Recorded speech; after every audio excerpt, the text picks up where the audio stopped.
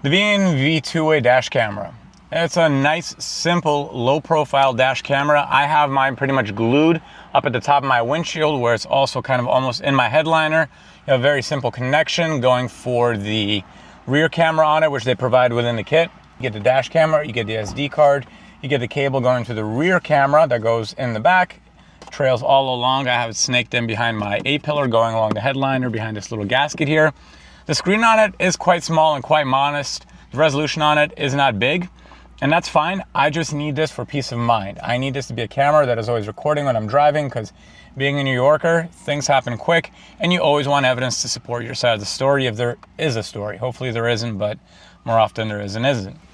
It doesn't really waste a lot of times on extra buttons. I don't know if it's because it's smaller. You just have one button on the side. It lets you list through. You have the date, you have the time, you have also the Wi-Fi channel in case you're trying to connect to it via your phone, which is an easy way to offload footage if you don't want to be taking the SD card out. And you also have the back one, so you can switch to the back camera. Also, resolution is good. You have all the features you need out of any kind of two-way dash camera. You have the G sensor, so in case you have it hardwired in and your car gets hit when it's parked, the camera comes on, records the culprit. You also have enhanced night vision, 4K resolution. You have Wi-Fi connectivity.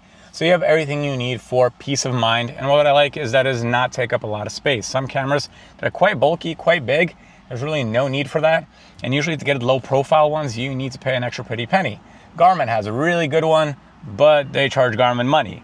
And this guy, he goes for under 100, under 75 bucks, which is great. Because again, a camera should not be breaking the bank. It is a little bit chatty. I'm not a big fan of that. When I turn the car on and it comes to life, it starts to blab me up. I could probably disable that, I just haven't got into the brains. But overall, great camera for what you're paying. Good audio quality on it also. So when I was taking footage off, I could hear everything, and the resolution from the front camera is quite good. It's better on the computer than it is on the little screen here. The screen is little because the camera itself, the dash cam, is little. Hopefully you found this helpful. Don't leave yourself or your ride unprotected. Get at least a two-way dash camera.